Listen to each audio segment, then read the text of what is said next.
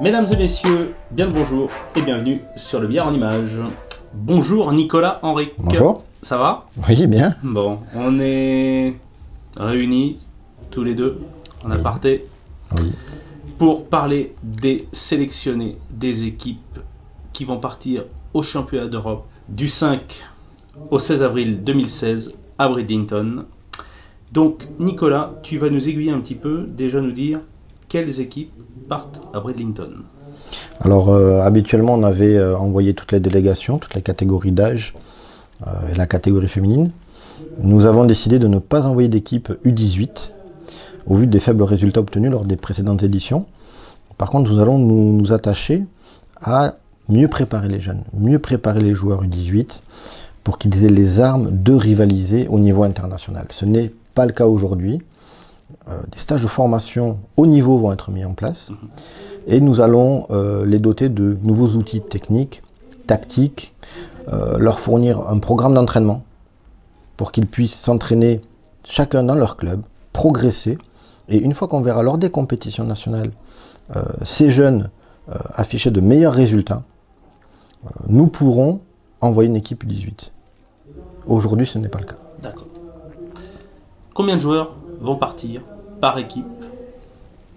Alors, nous avons décidé d'envoyer cette fois-ci, contrairement aux précédentes éditions, 6 joueurs par équipe. Les équipes sont composées de 5 joueurs lors des compétitions internationales. Nous ferons donc partir 6 joueurs qui constitueront vraiment un groupe plus solide. Si un joueur ne se sent pas forcément en position favorable pour jouer un match, ou certaines fatigues liées au voyage, etc., on peut tourner. Un joueur qui est en méforme, voilà, pourra décider, ou je pourrais décider, si je vois ce joueur-là en méforme, de faire tourner. C'est ce qui avait fait la force de l'équipe de France qui a été championne du monde. À l'époque, le seul titre qu'on a gagné en équipe, eh bien, on avait 6 joueurs. Les fois d'après, on a envoyé à chaque fois 5 joueurs et on n'a pas gagné. Donc, on va reprendre le pari d'envoyer 6 joueurs par catégorie. Pas seulement pour l'équipe A, 6 joueurs. Un noyau dur avec des éléments complémentaires. Voilà. Et nous avons décidé aussi de nommer 2 remplaçants qui ne partiront pas, mais que l'on pourra appeler en cas de défection d'un des 6 joueurs. Ces 2 remplaçants, j'ai envie de dire, c'est aussi un message que je veux leur envoyer, en leur disant, vous n'êtes pas loin. On peut compter sur vous, j'espère, 6 mois plus tard, au mois d'octobre, pour les championnats du monde, si vous passez les petits paliers qui vous manquent. Donc, vous êtes aux portes de l'équipe de France, à vous de progresser, de montrer de meilleurs résultats encore par rapport à ce que vous faites aujourd'hui, mais on compte quand même sur vous, donc ne soyez pas démotivés si vous n'êtes pas dans le groupe des 6 titulaires pour le championnat d'Europe, vous n'êtes pas loin. J'ai énormément de respect pour les parcours des joueurs. Et être remplaçant ou ne pas être appelé cette fois-ci, c'est pas forcément une sanction. Il ne faut pas le prendre comme ceci, et au contraire le prendre comme un encouragement. On a déjà pensé à eux, donc voilà. C'est qu'il y a quelque chose derrière. Voilà, vraiment. C'est vraiment un encouragement de leur dire, vous n'êtes pas loin, et nous aussi on compte sur vous. Du 5 au 9 avril 2016, à Bridlington pour les championnats d'Europe, il y aura la compétition des moins de 23 ans. Oui.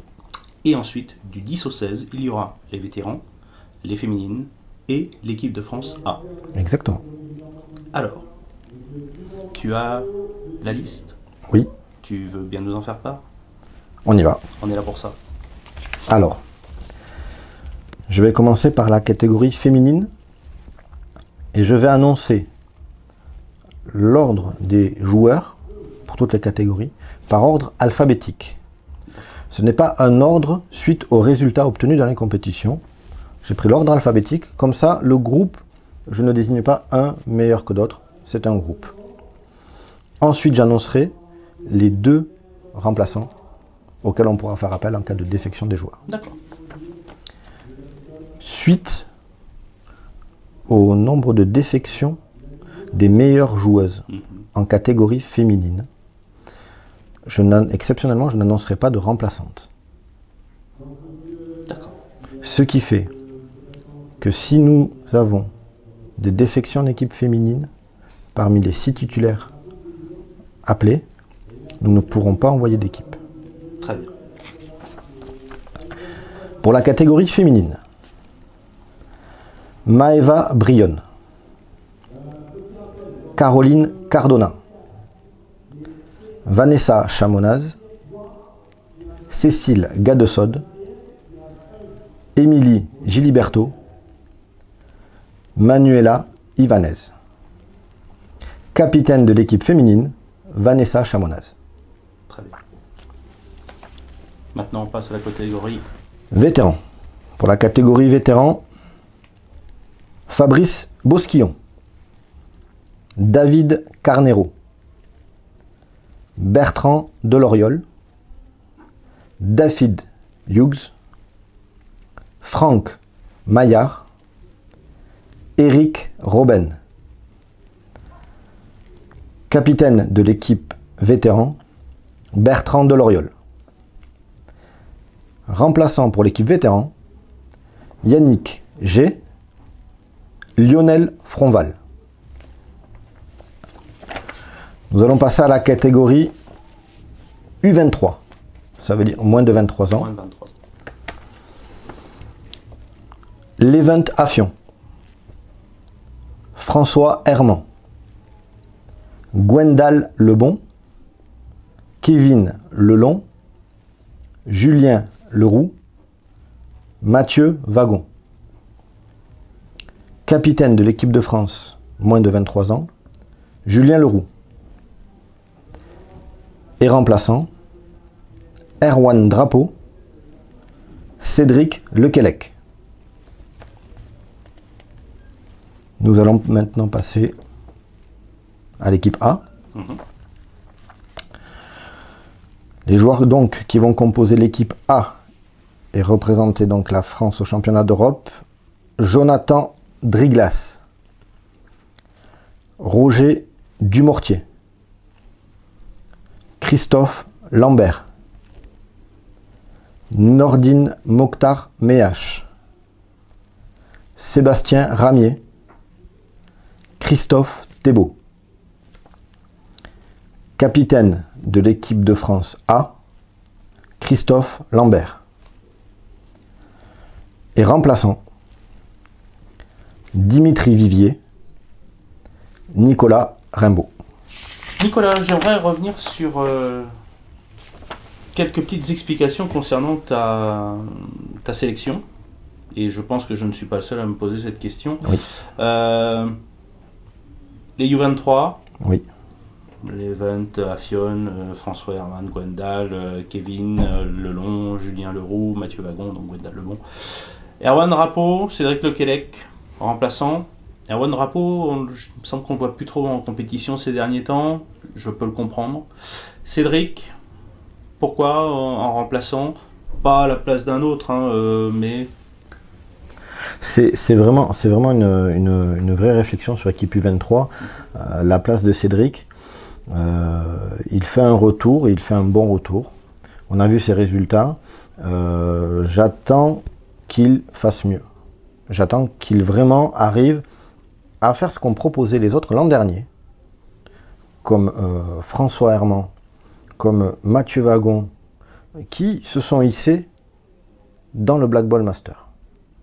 Donc Cédric Lequelec, je l'ai nommé vraiment en tant qu'encouragement pour les championnats du monde au mois d'octobre. Ceci dit, Cédric, dans peu de temps, il aura plus 23 ans, et il va être dans la catégorie au-dessus. Et il faut quand même aussi penser aux prochaines compétitions internationales et associer des jeunes joueurs comme François Herman ou Gwendal Lebon, c'est aussi préparer la future équipe. Donc, c'est vrai que Cédric a le niveau pour être dans cette équipe, incontestablement. Mais c'est un message fort de vouloir préparer cette équipe, même sur les compétitions suivantes.